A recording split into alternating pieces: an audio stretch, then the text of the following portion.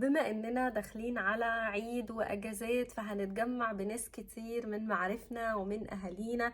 فالناس في اهلنا بيبقى في من ناس بنبقى احنا مرتاحين في المعاملة معاهم، مبسوطين ان احنا هنشوفهم، وناس تانية العكس تماما.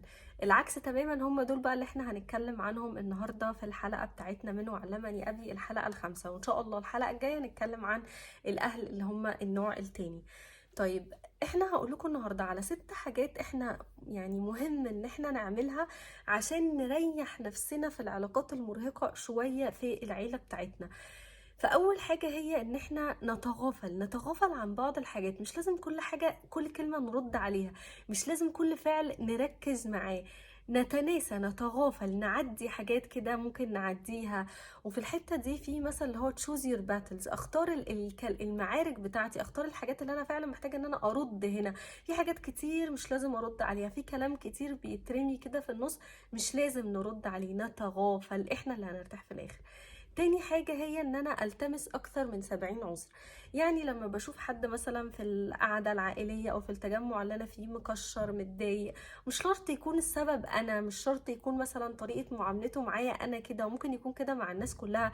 هو ممكن يكون عنده مشاكل في شغله، ممكن يكون في 70 حاجة غير الحاجة اللي انا دايرة بالي ومخلياني ان انا ابقى متضايق، او انا زعلان ان الحد ده بيعاملني بالطريقة دي. حتى لو الطريقة دي على طول بتحصل، احاول ان انا التمس العذر برضو لنفسي عشان انا ارتاح في الاخر، ما بقاش انا قاعد متضايق في القعدة العائلية دي. تالت حاجة هي نظرية بابا بقى. انا كنت عملت لكم عندها ريل قبل كده، اللي هي سيبك منهم، اللي هي let them theory. سيبك منهم. بابا دايما من واحنا صغيرين اي حد يبقى احنا متوقعين منه حاجة، او احنا نبقى مستنيين من حد حاجة والحاجة دي ما تحصلش، فيقول لنا خلاص ما تسيبك منهم. او لو حد ضايقنا او لو حاجة حصلت بيقول لنا ما تسيبك منهم، خلاص مش مشكلة طالما احنا مش غلطانين، نسيبنا بقى من الناس. let them theory بقى بتقول ايه؟ بتقول ان احنا مش لازم نحاول نجيب الناس ونحطها في التوقعات بتاعنا. يعني انا في عيلتي مثلا حد هيتجوز، مش لازم اقول ده كذا ما اتكلمش، ده كذا ما عملش، ده فلان كان المفروض تعمل كذا وما عملتهوش، فلانه كان انا عملت كذا ساعه لما كان في عندها الكذا، وانا لما كان عندي هي ما عملتليش اللي انا عملته لها، وهكذا. ونفضل نلف وندور ونبقى زعلانين. طب ليه بلاش نتوقع من حد حاجه ونسيبنا من الناس، نسيب نحط الناس في التوقعات بتاعتنا، نعدي الدنيا في الحته دي. هنلاقي الدنيا والله بقت هسهل علينا قبل ما تبقى على الناس التانية. دي كانت رقم 3 اللي هي let them theory. رقم 4 بقى، في بعض الأسئلة السخيفة كده في القعدة بتيجي، اللي هو ايه؟ هو احنا هنفرح بيكي امتى؟ ايه ده؟ هو انتي بنتك ما جابتش الدرجة مش عارفة ايه؟ ايه ده؟ هو انتي اتخطبتي مش عارف ايه؟ لا ده خطيبك فيه كذا، لا ده ولادك فيهم كذا، ايه ده انا شفت ابنك بيعمل كذا. الكلام اللي هو يعني تحس انت عايز تقول قدامك ما تخليك في حالك، بس اكيد مش هنقول ده. وفي نفس الوقت مش عايزاكم تردوا على كل الكلام اللي بيتقال ده غير بحاجة واحدة، اللي هو ايه؟ بنقطع الكلام، بنقطع الحوار اللي هيتفتح ويضايقنا ده، بان احنا نقول ايه؟ ربنا يسهل، ان شاء الله. بس ما بقاش بقول كده اللي هو انا بسكت اللي قدامي، لا بقول له كده ماشي ان شاء الله ربنا يسهل. ابنك مش عارفه بيعمل كذا كذا، ازاي ابنك بيعمل مش عارف ايه، ربنا يهديه ويهدي الولاد كلهم. نرد رد نقفل بيه السكه على اللي قدامنا، لان احنا على فكره انتوا لو رديتوا وقلتوا ما هي الولاد كلها كده، ما هو مش عارف ايه، هم مش هيسكتوا، هم هيردوا وهنرد وهيردوا، وهنفضل في معركة دايرة مش لطيفة، واحنا في الاخر هنخرج زعلانين. لا، نقول رد اللي هو ان شاء الله، ربنا يسهل، مش عارف ايه، نقطم الموضوع على طول. خامس حاجة هي ان احنا مهم جدا نحط ربنا في المعادلة. انا دلوقتي رايح اقابل اهلي، رايح اقابل عيلتي، انا نيتي صلة الرحم، ودايما دايما ابقى حاطط ربنا في العلاقه. يعني دايما يبقى انا والطرف التاني وربنا ما بيننا، ربنا ما بيننا، ربنا شاهد على كل حاجه. ما ضايقش نفسي، ما اقعدش اعمل كده، دايما اصحح واراجع نيتي واحط ربنا في المعادله.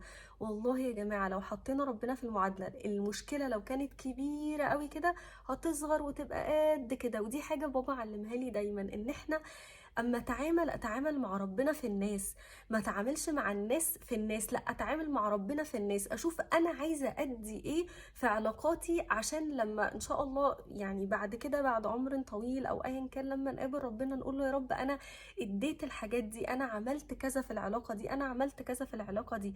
فدايما اتعامل وابقى حاطط ربنا في بالي دايما دايما دايما. اخر حاجة بقى، ودي حاجة مهمة جدا، ان احنا نحضر نفسنا. يعني انا دلوقتي رايحة على تجمع عائلي مثلا، يعني وانا عارفه ان انا في بعض الناس بتضايقني، ما اروحش وانا متنشنه وانا متضايقه. احاول ان انا اسمع قران مثلا، اكتب شويه، اسمع حاجه بتهديني، اتمرن، ابقى رايحه انا هاديه نفسيا. مش انا مثلا مشحونه ومتضايقه ومتعصبه، فاي حاجه هتجيلي هنفجر على طول، او اي حاجه هتجيلي هتاثر عليا. لا، عشان اقدر ان انا انفذ الحاجات التانية، محتاجه ان انا قبل اي تجمع عائلي او قبل ما اقابل اي حد عارفه ان هو ممكن يتك على الزرار الاحمر اللي جوايا، اهدي نفسي قبل ما يحصل ده. فهم 5 حاجات نعملهم. اول حاجه ان انا اتغافل، تاني حاجه التمس اكثر من 70 عذر، تالت حاجه ان انا ما استناش، ما احطش توقعات من الناس، رابع حاجه كانت ايه، الاسئله السخيفه لما حد يسالها لي ارد رد وقته من الرد، اللي هو ربنا يسهل ان شاء الله الحاجات دي. خامس حاجه ان انا احط ربنا في المعادله، كل حاجه كبيره هتصغر وتبقى قد كده. واخر حاجه خالص ان انا اعد نفسي واجهز نفسي للمقابله اللي انا رايحاها دي، وافكر نفسي دايما بالنية بتاعتي، وارجع نفسي للنية اللي انا عايزاها من اي علاقة في حياتي. ده كان علاقتي بالناس اللي ممكن تكون بتضايقني، في صلة القرابة بينهم، وناس مضطرة ان انا اتعامل معاها وان انا اشوفها. المرة الجاية بقى هنتكلم عن الناس التانية اللي في اهلنا، ان احنا حقهم علينا نديهم حاجات، بس احنا من كتر ما احنا مضامنينهم وبنحبهم قوي هم معانا، ما بقيناش او بننسى ان احنا نديهم الحاجات اللي احنا محتاجين ان احنا نديها لهم. دي ايه هي الحاجات اللي احنا محتاجين نديها لهم؟ ده اللي هنتكلم عنه المرة الجاية ان شاء الله. واتمنى لكم عيد سعيد وتجمعات سعيدة، وكل سنة وانتم طيبين. ما تنسوش اتغافل، التمس 70 اكثر من 70 عذر، ما توقعش من حد حاجة، وان انا الاسئلة الوجودية السخيفة رد عليها رد اقطمه خالص، وان انا احط ربنا في المعادلة، وفي الاخر خالص اجهز نفسي وانا رايحة. كل سنة وانتم طيبين.